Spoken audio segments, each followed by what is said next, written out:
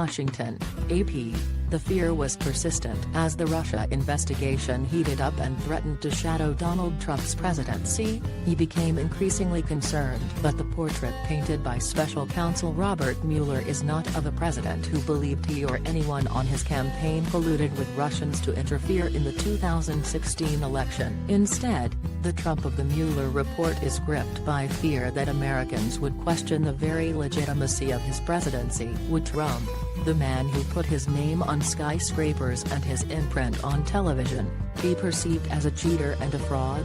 To Trump, his victory over Hillary Clinton was both historic and overwhelming, though he won millions of votes less than did the Democratic candidate. If people thought he'd won with the help of Russia, that glorious victory might be tainted. Editor's note: another in a series of stories focusing on events detailed in the report of special counsel Robert Mueller, drawing from the documents just a month after Election Day, on December 10, 2016, reports surfaced that U.S. intelligence officials had concluded Russia interfered in the election and tried to boost Trump's presidential bid. The next day, Trump went on Fox News and called the assessment ridiculous and just another excuse. The intelligence community actually had no idea if it's Russia or China or somebody, he argued. It could be somebody sitting in a bed someplace, the president-elect added. The president's public narrative quickly shifted. He blamed Democrats and accused his political opponents of putting the story out because they suffered one of the greatest defeats in the history of politics. But the intelligence community's assessment that Russia had interfered in the 2016 election to sow discord among American voters and to help get Trump elected was his Achilles heel. One of his closest aides, Hope Hicks, would tell investigators. In the months that followed, Trump reacted strenuously to investigations into links between the Russians and his campaign and transition teams. Michael Flynn, who served on the transition team and would go on to be national security advisor, spoke with Sergei Kislyak, Russia's ambassador to the U.S. Flynn asked that Russia not retaliate against the United States because of sanctions announced by the Obama administration.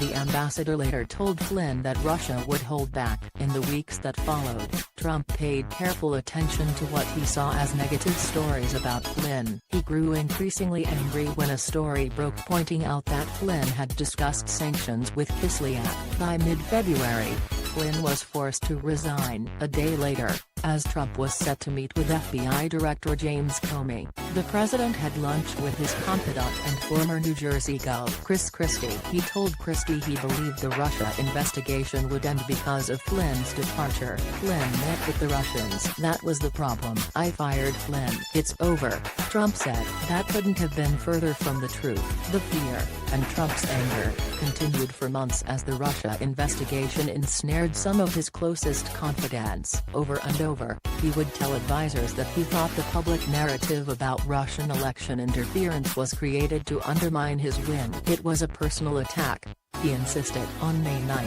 2017, Trump fired Comey. Trump would later admit in an interview that he had considered this Russia thing when he decided to fire Comey. Days later, Trump held an Oval Office meeting with Attorney General Jeff Sessions, White House lawyer Don Newton and Sessions' Chief of Staff Jody Hunt to interview candidates to be the next FBI director. Sessions walked out of the room to take a call from his Deputy Attorney General, Rod Rosenstein. When he returned, he informed Trump that Rosenstein had appointed a special counsel to investigate possible coordination between the Trump campaign and Russia. Trump feared that his presidency, still in its infancy, could be over, and he was furious his aides hadn't protected him. The president slumped back in his chair. "Oh my God, this is terrible. This is the end of my presidency. I'm Ed. This is the worst thing that ever happened to me," he said. For months, as the Russia investigation grew and more people in Trump's inner circle appeared to be under intense scrutiny from federal investigators, Trump became completely preoccupied with press coverage of the probe.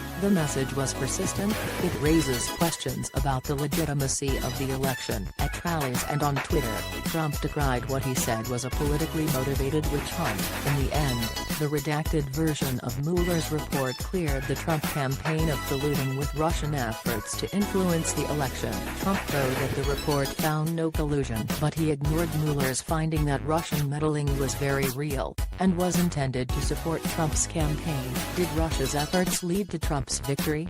Mueller doesn't venture an opinion, much as he does not decide whether Trump committed obstruction of justice. But how could Trump have obstructed justice if there was no collusion to hide?